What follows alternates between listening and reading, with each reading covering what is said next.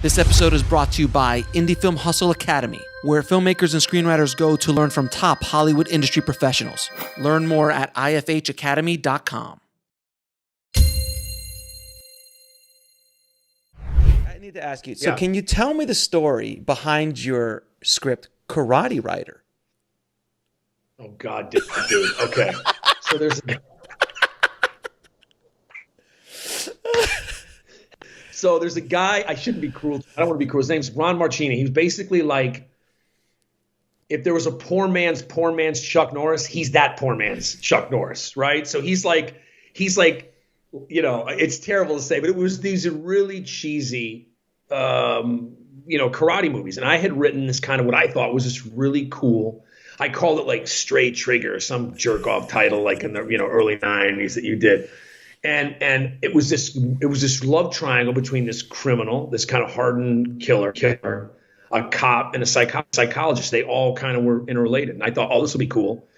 And I wound up selling it to him for like $3,000, $2,000, the script, whatever the hell it was, which to me was a lot of dough, sure. Right? And then I got very kind of, uptight about what they were going to do with it. Long and distinguished career being a fucking pain in the ass. And not being able to just say, hey, dude, which we'll get to, bro, where I finally said, yeah, I'm just going to take the money, guys, knock yourselves out. But it was, I don't believe they ever shot it. They did I think they called it Omega Cop. They called it. It was correct. I don't know what the hell it was. But dude, they were making these movies for like 100. Mm-hmm. I never saw the finished product. I don't know if my name's on it or, I think it's actually on, the whole movie's on YouTube. So you can watch the whole movie on YouTube.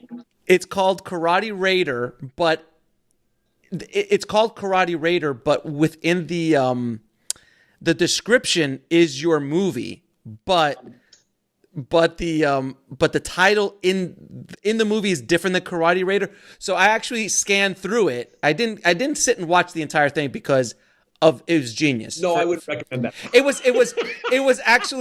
actually on some show. It literally just got put up like 4 days ago. Like, what are the chances? Are you kidding me? I just looked. I was like, hey. Lucky me, right, bro? Wow, how great is that? Oh, Jesus. I was scanning through it. And I'm like, well, man, we all got to start somewhere. We all got that project. Yeah, I mean, dude, it feels like one of those horrible relationships you have. Where you're like, yeah, it was kind of nuts, and I don't like to talk about it. That's really what it was. But yeah, she tried to stab me in the shower. It didn't really work out. But she's right? a heart of gold. Okay, all right. Hey, sweet girl. Don't get me wrong, sweet gal. Sweet Yeah, gal. Right. Until she came through the vinyl with that machete, everything else was, it was great, man. It was great. It was a good time. She was going to be the one. She was the one, and I'm sure she'll find something nice. It'll be great. She'll work out. I wanted to bring that up because I always like going deep back into filmmakers and cinematographers and screenwriters, right. Early work, because that's where the meat of those stories are. Because we could talk about all of the successes, but we will. But I want filmmakers listening to understand that everybody starts somewhere. Everyone's got to eat some crow. Everyone's going to get punched in the face all the time. So that's why I bring it up. Also, do you think? You listen. These are.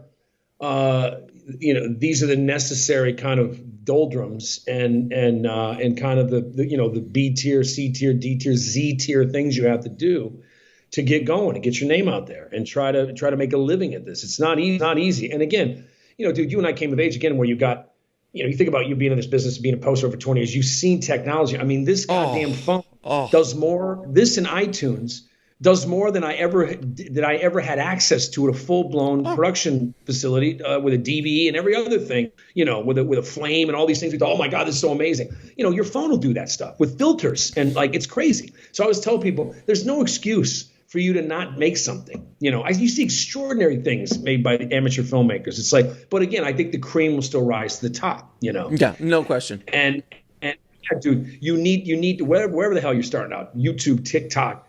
Instagram, whatever you're doing. I got friends of mine that make these fantastic Instagram, it's like, but they're still out there trying to grind it out to get the quote unquote shot, and they don't come easy.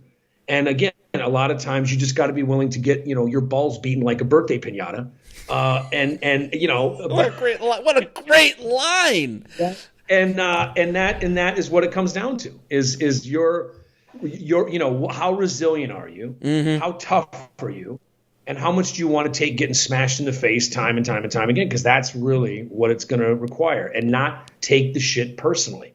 And it's only now, dude, that I no longer take it personally, and I'm inured to kind of the treachery because I feel like I've experienced it. So you're not going to show me anything new in terms of taking a 6 inches of a 9-inch steel tempered blade between my spinal column. I get it. I mean, it's like, okay, that didn't, there was money or something on the table and you decided to go that way. So, okay, I'm not shocked. You can't get angry about it. Right. And it's the thing I always say is shrapnel. Like, you've got shrapnel. I've got shrapnel. Like, it could be different shrapnel. And I promise you it is different shrapnel. But I love that, dude. You're right. That analogy is great. You got shrapnel. You got shrapnel. And that's why, like, you were talking to me early on that you saw that video that I did, that episode I did about, the truth about independent filmmaking and why they don't make money and things like that. And it's just this raw kind of shrapnel is the best word I can use, because it's a war, and you're gonna get hit. And that's why